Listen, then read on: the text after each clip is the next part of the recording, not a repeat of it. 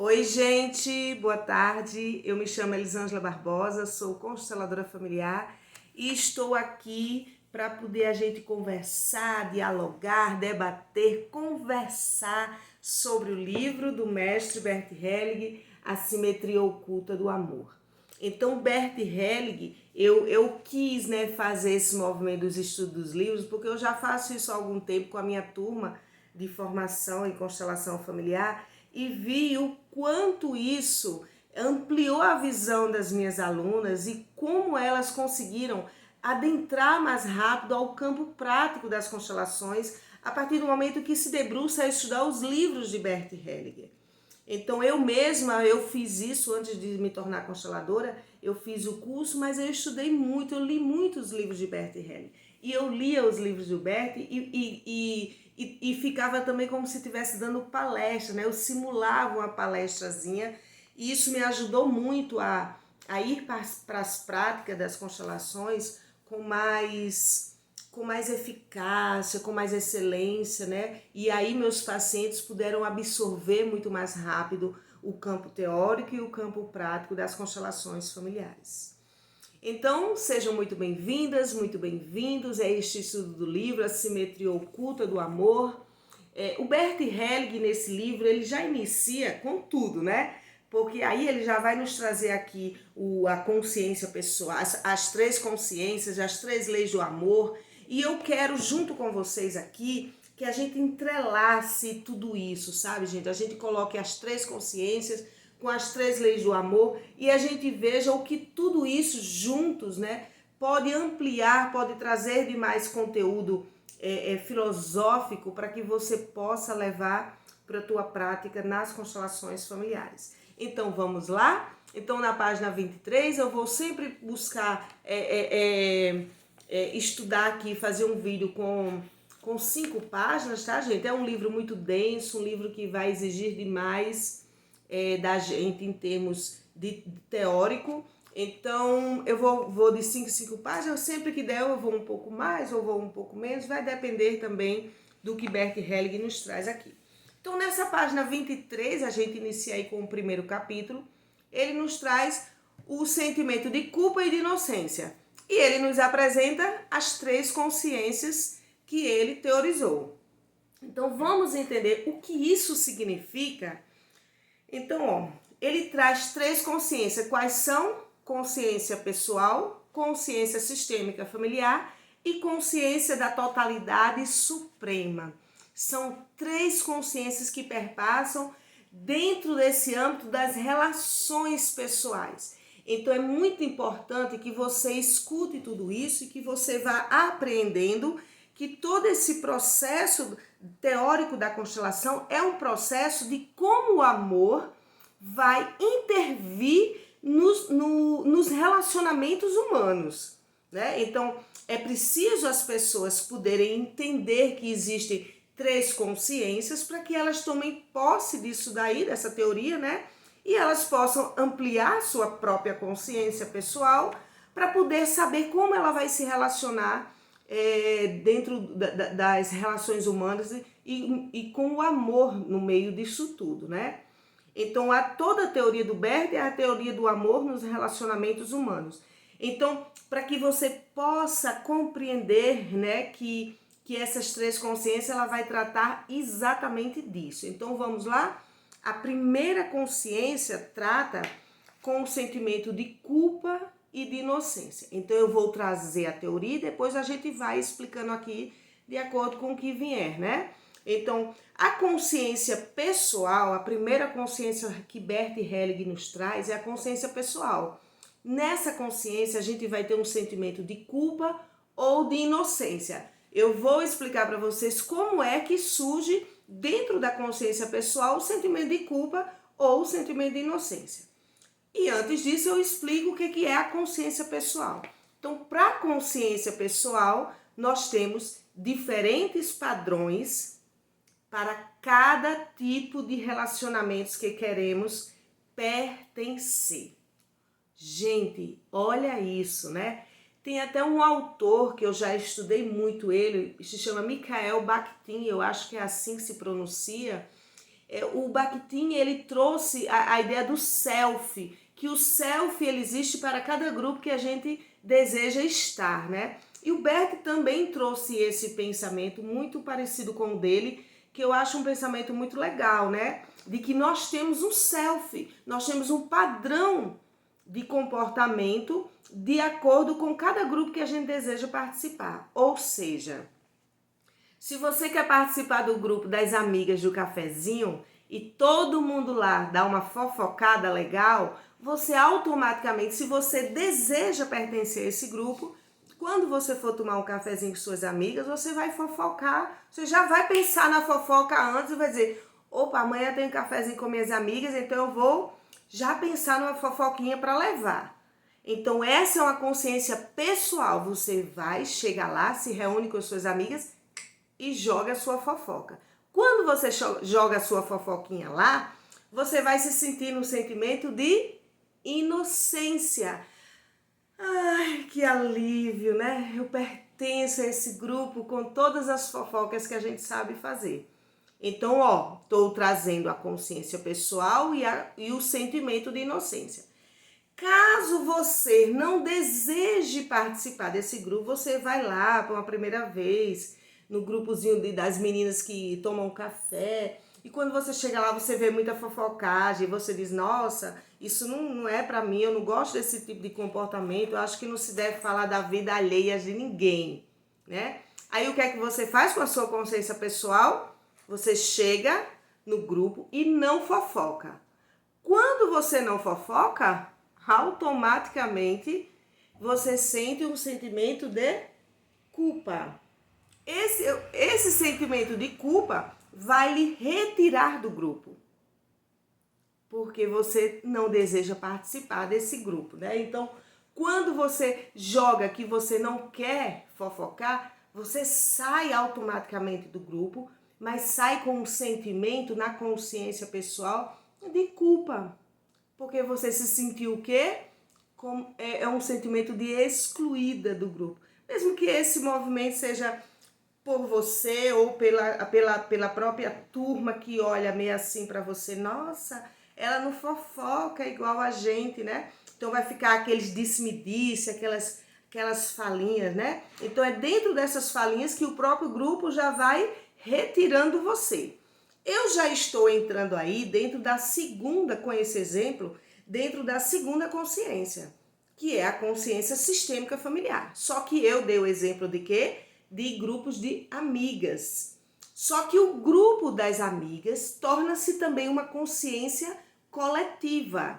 É por isso que o grupo das amigas, quando diz assim, ela não quer fofocar, então começa a não lhe chamar, começa a não mandar mais as mensagens para você, começam a se reunir sem você saber. Então a própria consciência coletiva do grupo das amigas do café, que fofocam, né? Vamos trazer esse exemplo aí, ela também vai levar você a um movimento de exclusão. E foi exatamente isso que Bert Helling descobriu na consciência sistêmica familiar. De que eu já estou entrando na segunda consciência, de que a consciência sistêmica familiar, gente, ela simplesmente, diferente do que a gente pensa, do que a gente fica imaginando, né? Não, meu grupo familiar me ama completamente, né? Eu sou inclusa nesse grupo. É claro que tem isso sim também. Mas a consciência sistêmica familiar, ela tem um movimento que muitas vezes a gente se nega a perceber. Que movimento é esse, Elisângela? Ela exclui, abandona, negligencia. Então, esse movimento é da consciência sistêmica familiar, porque ela é uma consciência arcaica, dura. Por que ela se torna assim? Porque a consciência sistêmica familiar, ela quer preservar os ditames dela. Então, por ela querer preservar os ditames dela, ela simplesmente se torna rígida, pontual. É isso e ponto.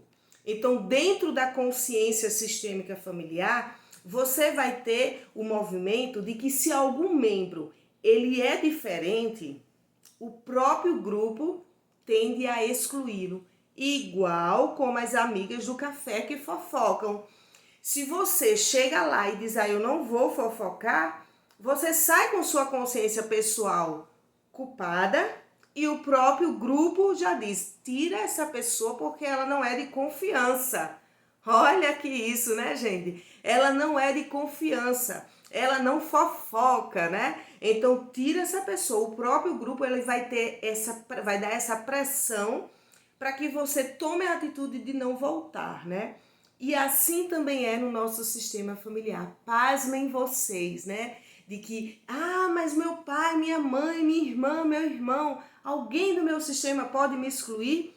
Pode sim, por conta da pressão que é a consciência arcaica sistêmica familiar.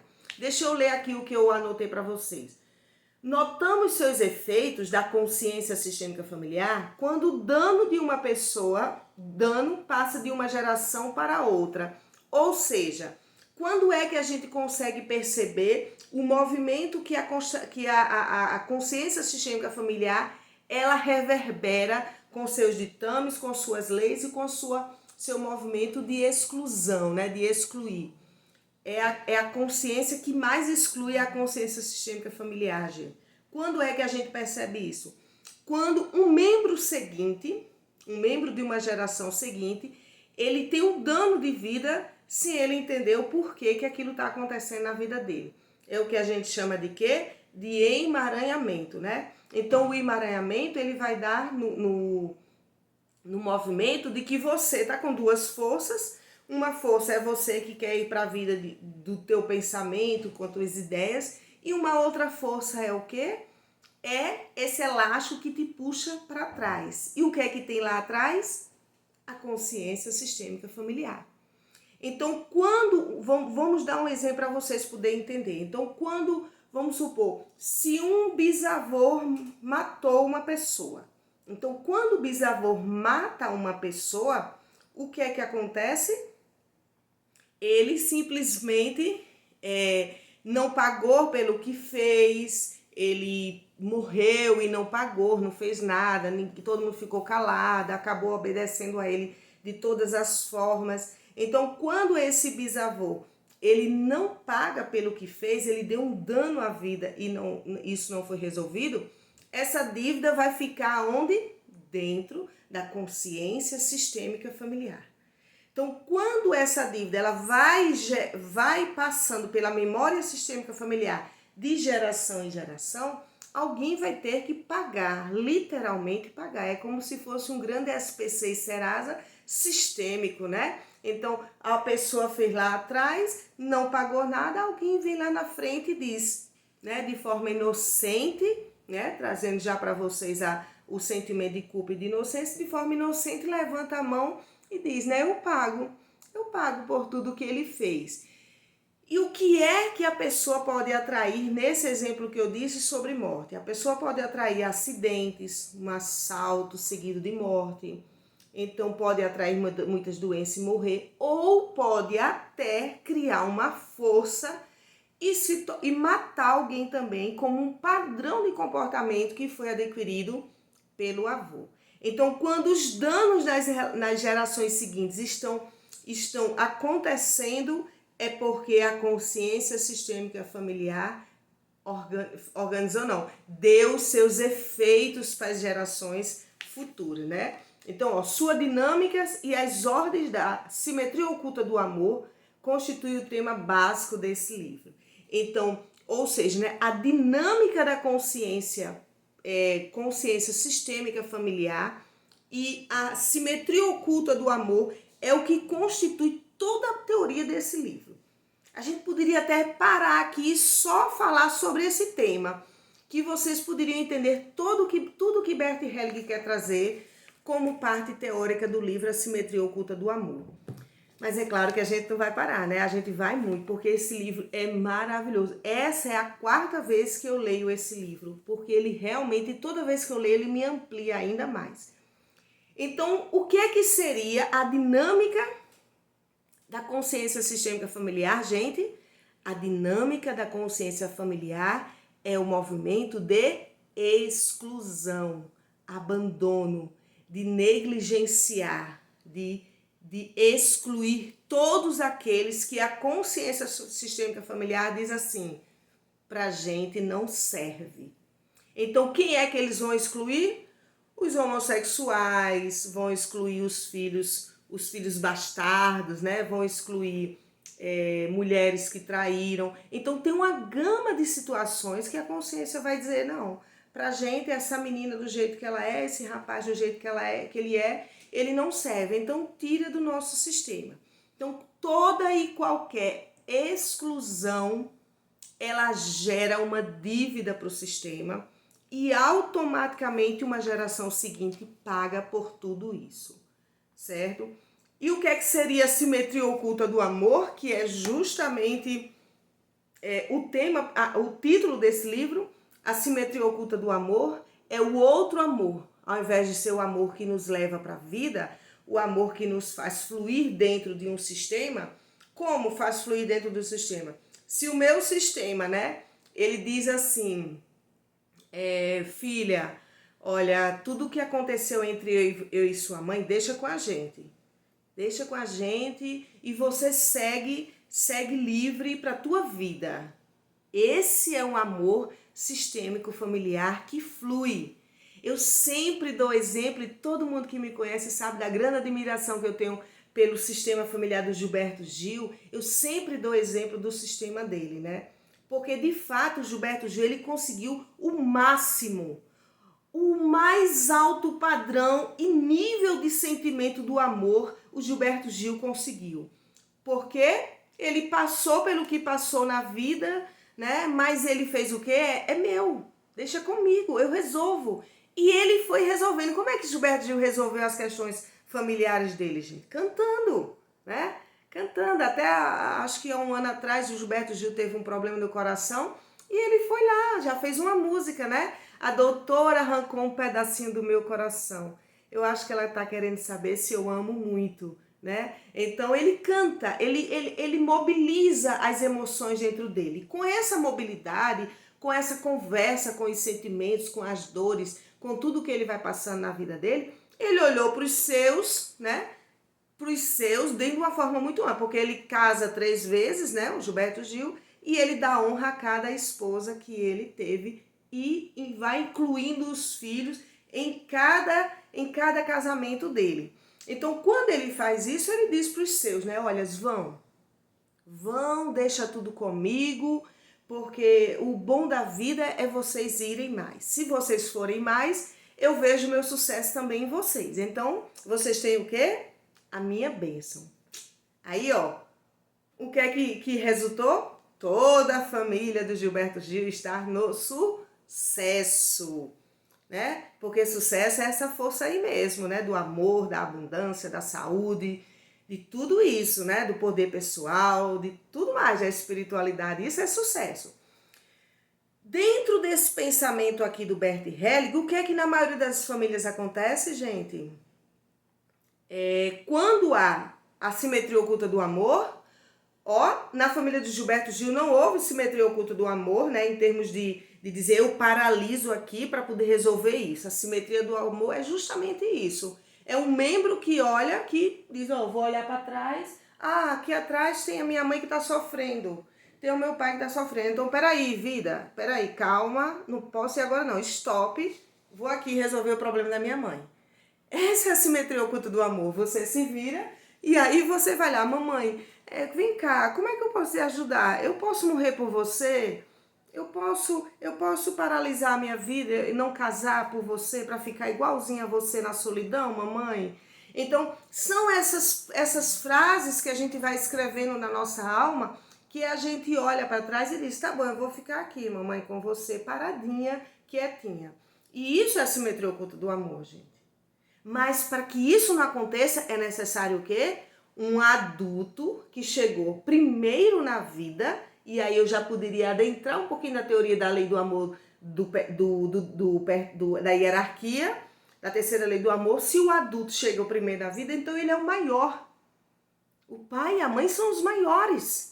Então, se eles são os maiores, eles têm que dizer, filho, vá, independente do que eu estou aqui, vá. Essa seria a força mais natural, a força de um movimento de um amor fluido para a vida dos descendentes, né?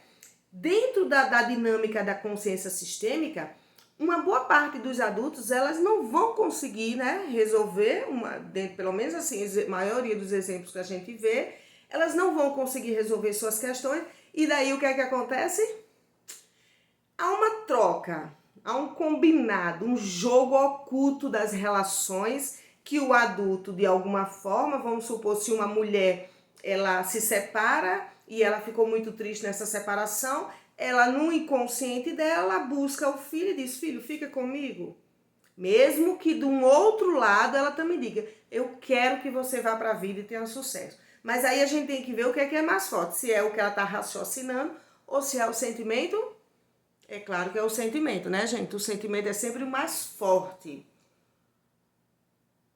Então, quando a mãe diz de forma inconsciente, fica, e o filho olha e diz, por você eu também fico, aí é o casamento perfeito, né? A mãe que quer que o filho fique e o filho que diz que vai fazer alguma coisa pela vida dela. Então, dentro desse nó do amor cego e emaranhado, dessa simetria oculta do amor, a gente simplesmente paralisa a nossa vida em prol de resolver alguma questão de dívida ou de exclusão que o nosso sistema praticou nas relações e com um determinado tipo de amor lá atrás. Então, quer queira você ou quer queira você não saiba, não importa. Essas ordens do amor e os limites da consciência que Bert Helling descobriu, elas vão atuar na tua vida. É igual à lei da gravidade. Independente se você sabe ou não, as leis vão atuar dentro das relações da qual você vai vivenciando aí na tua vida pessoal e na tua vida profissional também, tá, gente? Então, falamos da consciência pessoal, da consciência sistêmica familiar e agora a gente vai falar da consciência da totalidade suprema. Essa consciência da totalidade suprema, o Bert aqui traz assim, exige grande esforço, seguir essa consciência da totalidade suprema, a gente poderia chamá-la de Deus, né, da força maior, do amor, seja lá como você acredita. Então, seguir essa consciência exige grande esforço. Talvez mesmo um esforço espiritual, pois ela nos afasta da obediência dos ditames da nossa família, da religião, cultura e identidade pessoal. Então, essa consciência da totalidade suprema, o que vai diferenciar ela para outra consciência, consciência sistêmica familiar, é que essa consciência do amor, ela simplesmente não exclui ninguém. O bem e o mal estão incluídos dentro dela. O amor está incluído dentro dela. Então, você pode ser o que você for, diferente, branco, negro, loiro, amarelo, lilás, seja o que for. Você está incluída dentro dessa totalidade suprema. Então, se a gente pudesse imaginar círculos, a gente diria que a consciência pessoal, ela está aqui, a consciência sistêmica, ela está dentro da consciência pessoal e a consciência da totalidade suprema, ela é maior, ela está abarcando a todos, certo? Então, essas três consciências, elas vão se perpassando, né? Uma vai solicitando da outra, vamos supor, um apoio, uma certa ajuda de alguma forma, né? Porque a gente sempre se dirige e se porta a alguém para nossa sobrevivência. Então, trazendo um pouco mais, né, para a gente poder entender sobre essas três consciências, e a gente ainda vai falar mais ainda no próximo vídeo, né? Então, a consciência pessoal, ela vai se submeter sempre àquele grupo que determina a sobrevivência dela, né? Então, se você está dentro de um grupo, que é esse grupo que faz você eita, quase que eu não falo, que faz você se sustentar em vida, é claro que você vai se submeter. Então, a consciência pessoal, ela vai diminuir quando a necessidade que a gente tem do grupo, ela é maior, né? Então isso significa, por exemplo, que as crianças elas estão dentro de uma consciência pessoal muito pouca mesmo, quase imperceptível. Por quê? Porque elas estão necessitando o tempo todo do grupo familiar dela para ela poder sobreviver. Então ela vai, né, atuar dentro daquele grupo com os ditames deles sem questionar muito, né? Mesmo que a criança ela traga o egocentrismo, mas ela dentro do egocentrismo dela, ela também tem a inocência e muitas coisas que ela fizer que o grupo não concorde, ela vai ser chamada, né? E ó, é desse jeito aqui a regra, e ela só vai conseguir ir mais quando ela obedece a isso, né? Por conta da falta do pensamento autônomo que a criança ainda não tem enquanto é o período da infância, né?